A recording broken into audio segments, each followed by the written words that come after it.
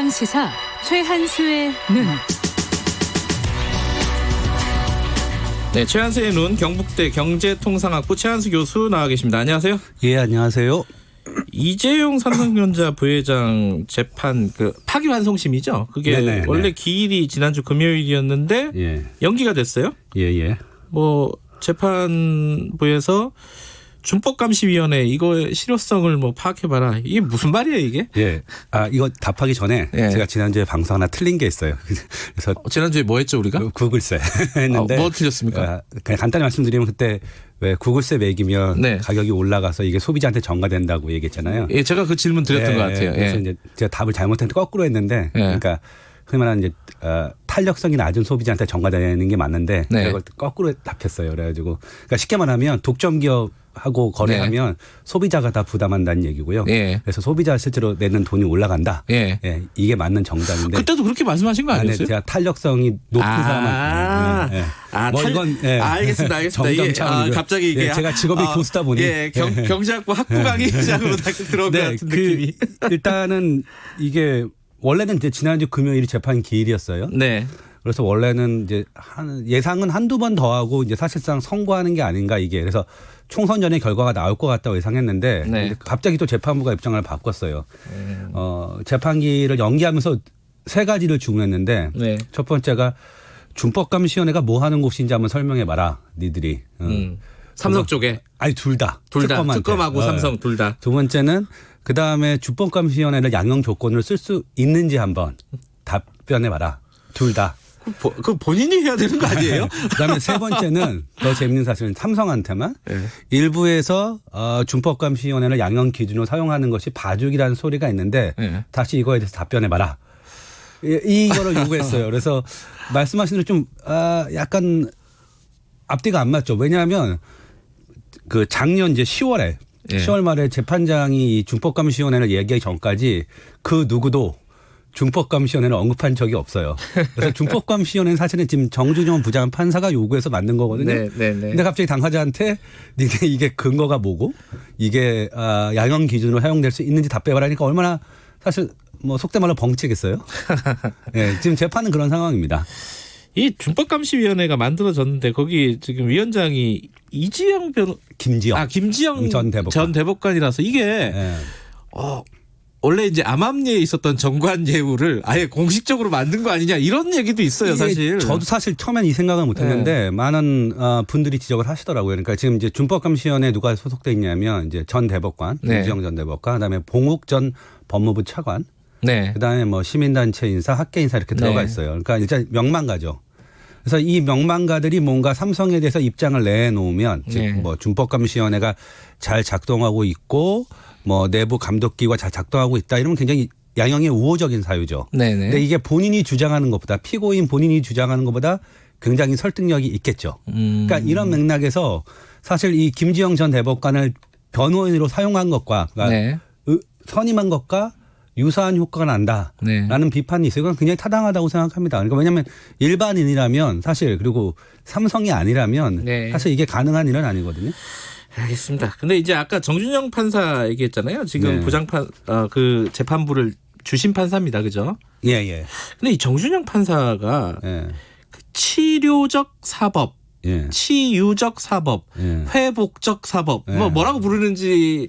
대충 영어를 번역한 거기 때문에. 근데 이게 그러니까 처벌하는 것보다 이게 방지하고 교화하고 이런 게 더 중요하다 이런 뜻인가요 이게? 네, 그러니까 핵심이 이런 겁니다. 예를 하나 들면 어떤 사람이 마약 중독자예요. 그래서 그 마약 중독된 상태에서 예컨대 가족한테 폭력을 행사하거나 아니면 남의 물건을 훔쳐요.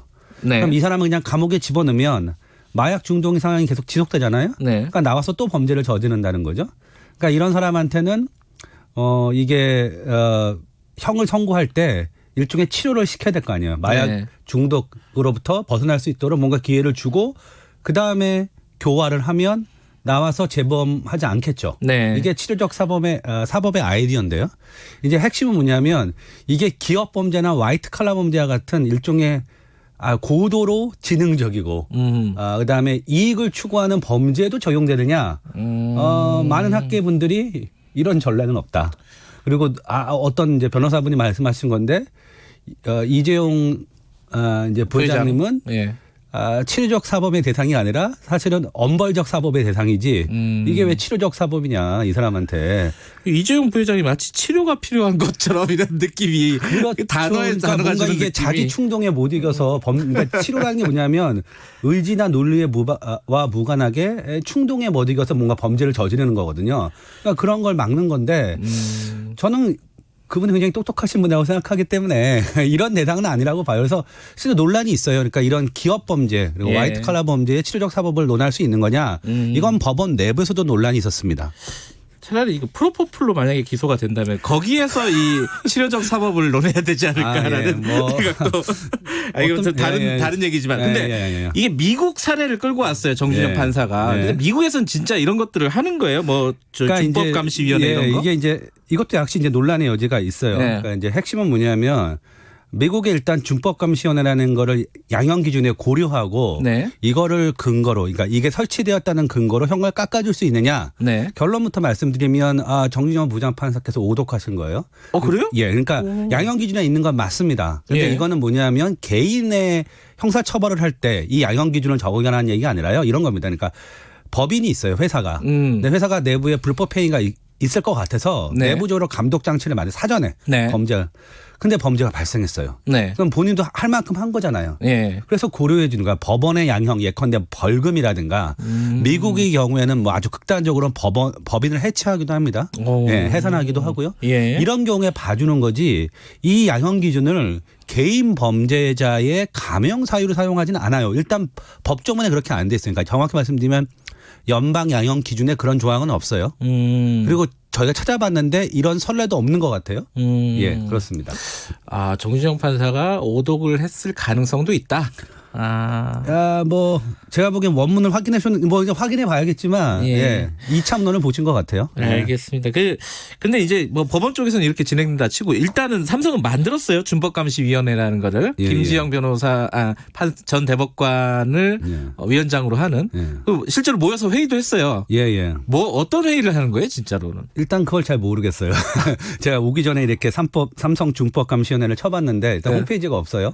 그러니까 홈페이지가 없어요? 그것도 몰랐네. 없어요. 물론 네이버에 안 나와요. 다음이나. 있을 수 있는데 어쨌든 안 나옵니다. 두 번째는 따라서 이제 저희가 알 수 있는 사실은 이제 언론 보도를 통해서밖에 알 수 없는 거죠. 그렇죠. 근데 언론 보도라는 게 사실 모든 활동이 공개되는 게 아니고요. 그런 면에서 사실 이제 첫 번째 불투명성의 문제가 투명성의 문제가 있고요. 이제 언론 보도에 따르면 두 가지를 했다고 해요. 지금까지 어떻게 운영할 거냐. 이 위원회의 위상이 뭐냐. 준법감시위원회. 이게 첫 번째 회의였고요. 두 번째에서 논의된 거는 우리가 할 수 있는 게 뭐고 못하는 게 뭔가를 논의한 다음에 일단 계열사 보고를 받았다고 해요. 그래서 내부적으로 어떤 준법감 시스템을 구축하고 있는지, 그다음에 이제 이 삼성 건에서 문제가 됐던 게 삼성그룹들이 이제 계열사들이 대외 기부 같은 거, 이런 게 이제 문제가 된 결국 이게 불법 정치 자금을 사용된 거잖아요. 그래서 이걸 보고받았다고 해요. 이게 답니다. 제가 알고 있는 사실은. 알겠습니다. 우리 복습 하나 해볼게요. 지난달에 출연하셨을 때 재벌 총수의 사법 처리가 경기에 부정적인 영향을 주느냐 마느냐 이걸 연구하셨잖아요. 그때 결론이 뭐였죠?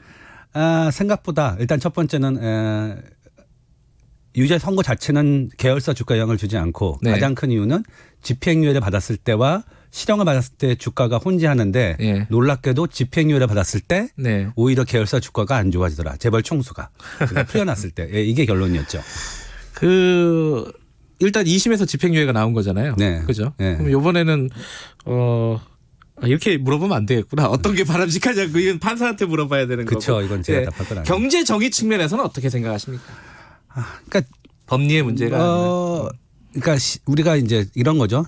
아까 치료적 사법을 얘기하셨는데 더 중요한 건 이제 법률의 위하적 기능 혹은 일반 예방적 기능이에요. 그러니까 형벌에. 그래서 결국 자꾸 나오면 범죄를 저지르고 뭔가 권력을 이용해서 풀려 나오면 또 저지르게 되죠. 그리고 그게 본인뿐만 아니라 다른 플레이어 시장에 예컨대 다른 재벌 총수한테 안 좋은 영향을 미치기 때문에 제가 보기에는 그러니까 1심 지금 이 원심에서 실형이 나왔거든요.